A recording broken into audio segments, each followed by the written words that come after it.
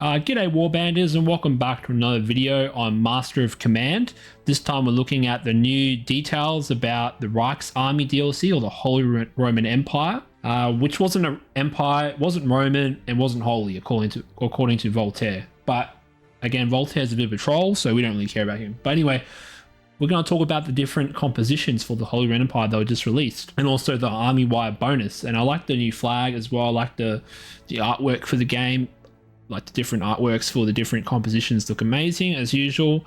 But the first thing I want to talk about is the game +1 morale for every unique regiment fielded in your army. Now that does not seem very powerful at first glance, but again, this is incentivizing you to build a horde army around the Holy Roman Empire, which makes sense because it's a large, polity and different types of German princedoms that there's probably hundreds of them. So it forces you to make this huge army.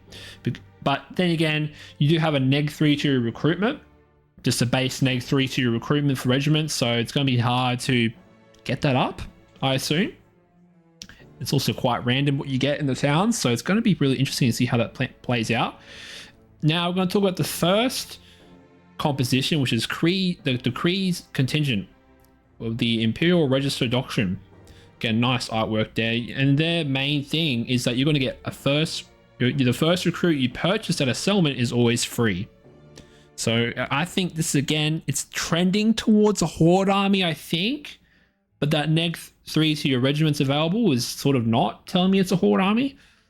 But that's going to be a huge windfall, because not having to pay for your stuff is pretty good, I think. But I have to see how it pans out. Are their recruit units pretty good? Probably not. I don't think their recruit units are going to be better than France. I think they're going to be quite dog shit, because simply historically, the Holy Roman Empire army was not that, good.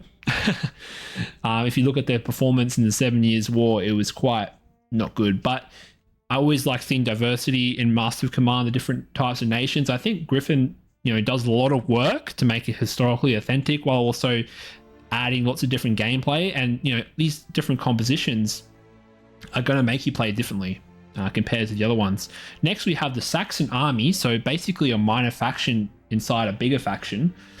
The Saxons historically, they were forced to fight under King Frederick the Great, which is kind of funny. So it's nice to see their debut here. They gain 50 reservists per regiment in an army while drilling. So another drilling bonus. That's really interesting. So they actually gain reservists while drilling. So that must be in addition to the XP as well. So that's going to make their drilling pretty powerful. And just getting a free amount of reservists is always very nice. But again, I'm not a huge fan of drilling in this game, because the reason why is because you're standing still. And in a game about being time efficient, it's not that good. Unless Griffin makes it where it's like you drill on the march, I think that would be better. But I think there's I'm not saying it's useless, but you always want to be on the move in Master of Command. You always want to be taking those fights, always want to be taking those points of interest. So it'll be interesting to see if this will make drilling more powerful. And I'm very excited to see how it's, as I said, how it'll pan out in the future. But also they're negative, and this is a nice thing about Master Command, is that all the different compositions have a negative here or there. And the first negative is the reservists for the Saxon army are reduced by 80%. That's a huge debuff, huge. So you won't be able to replenish your army from settlements, but you're going to have to replenish it by drilling. So again, if you're going to play the Saxon army, you're going to be drilling for those reservists, it seems. And I'm not too thrilled about this composition. I don't think it's that powerful if we look at it. I don't see much details about all the different comps. Griffin did reveal some of them, but not all of them. Like, he showed one comp for the Saxon army, which is Saxon field artillery, Saxon recruit, Saxon light cavalry, and another Saxon recruit. And also for the Crees contingent, you have the Imperial recruits. Imperial recruit, Crees musketeer, land mills, and provincial cavalry. Again, I hate provincial cavalry. So again, not like I wouldn't say that's an amazing comp. It looks like they're sharing it looks like Griffin's sort of shared over some units. It seems like that, because we already have the land mills in Prussia. Maybe this is a unique Holy Roman Empire unit. They must be all unique, right? So there's a couple of comps there, but he hasn't revealed the comp for the third one yet. But yeah, it's going to be interesting. Next, we have the third one, which is, I think, is the most interesting, but also probably the weakest. Do I think it's the weakest? I'm not sure. We have the auxiliary corps, the armed principalities doctrine. So this is like a fully random army. Like, you're just going to get random units. It's going to be fun. I think it's not going to be powerful, but it's going to be funny. So you gain a free random regiment the first time you visit any settlement. A random regiment. Anything. That could be anything. That could be a recruit. That could be heavy cavalry. That's going to be so cool, right? You could like roll the dice, roll sixes, and just get tons of like heavy cav maybe. That's going to be so fun. But here's the interesting part, is that you can only get recruits from the settlements. You can only recruit recruits. So basically, you are beholden to RNG. Like, look at the composition art, man. It's literally dice rolls. So while this is not going to be meta, like for this game, it's not going to be like super strong.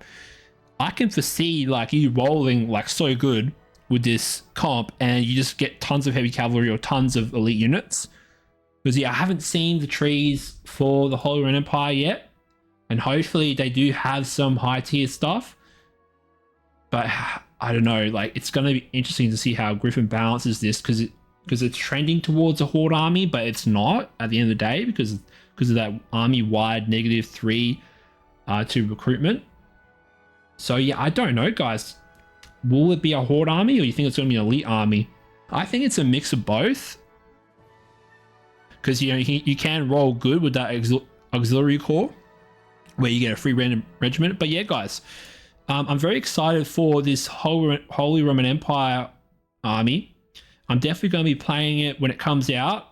Definitely the auxiliary corps if I can, but first I have to unlock it. But because yeah, you have to unlock every composition through an achievement usually in this game. But yeah, I think that's the most interesting one so far. The auxiliary corps, the Saxon army. Like, in conclusion, I just don't think the Saxon army is that good so far. Like, drilling is just not, it's okay, like, to be standing still, but I'm just wondering if standing still is worth it. And then the Cree's contingent is also pretty good. Like, it's not having to have to pay for your first recruit is pretty nice. So that lends again to that horde army playstyle. But yeah, guys, tell me what you think. Now, this has been a quick video, a quick rundown, but I'm happy. It'll be interesting again, and I'll see you guys later. Thanks for watching. Bye. G'day warbanders, and thanks for watching the video. I really appreciate it. If you want to support me, please like and subscribe and tell me your thoughts about the video. It pushes my video more into the algorithm, which is what I want, and also how you can help me the most. But if you're more inclined, you can support me through my Buy Me a Coffee link in my channel description, or by signing up for a YouTube membership where I give out custom emojis and early access to videos I'm making. But yeah, guys, thanks for watching. I'll see you in the next video.